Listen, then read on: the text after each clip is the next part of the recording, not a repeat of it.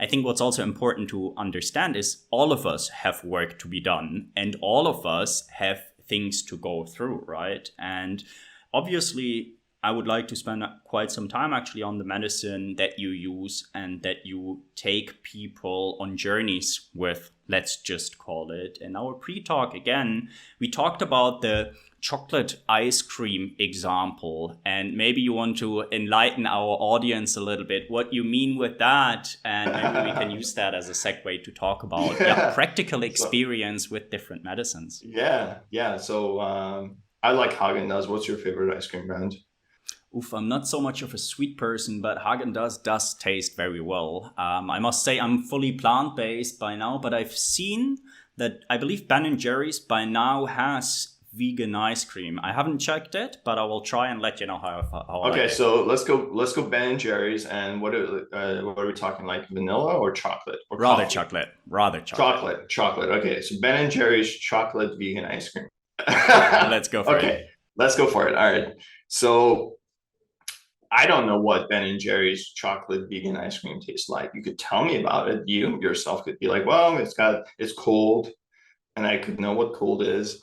It's sweet and it's got this texture, and I could imagine it. Now imagine Esmo, this is telling me, and I'm some guy that grew up in a tribe in the Amazon. I have no foundational understanding of what any of this is. I know what cold is because I've been in the river. Maybe I know what sweet is because I've had some fruit that's sweet, but that's kind of where it stops.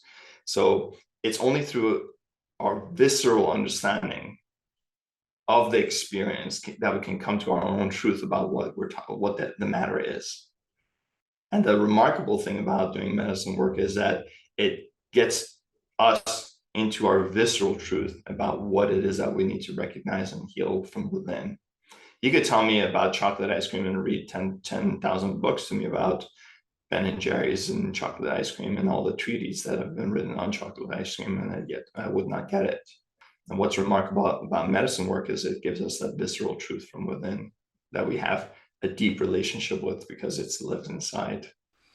And it also gives us the possibility to potentially rewire our nervous system and to not only theoretically build knowledge about a condition or talk therapy. And talk therapy has its reason to belong, obviously.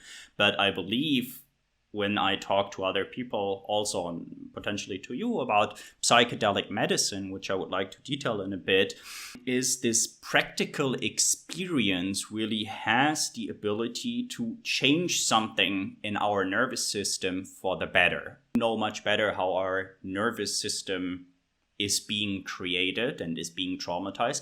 And maybe we can use that as an entry door to talk about what different medicines are out there. Why do you choose the different medicines that you work with? And what can we actually accomplish with them?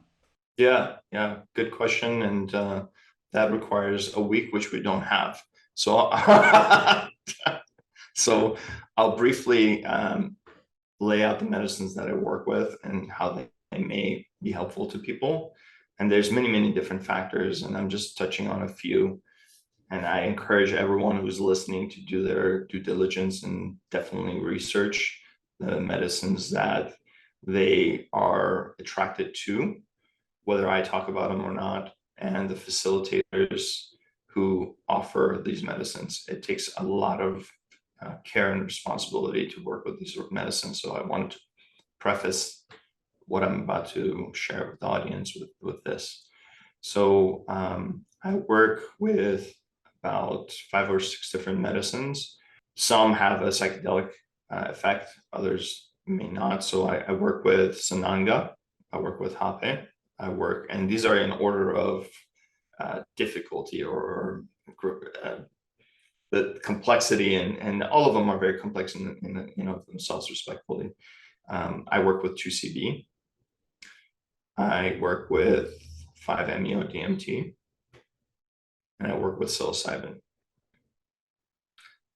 Now, um, there are people who come to me who have more extreme parts, let's call it that. So there may be presentations of dissociation, there may be presentations of borderline or bipolar. And beyond that, I'm not skilled enough to work with, and it's not advised that people with other disorders work with psychedelics. So if you like that, make sure to check out the full-length episode here and leave a subscribe. Thank you.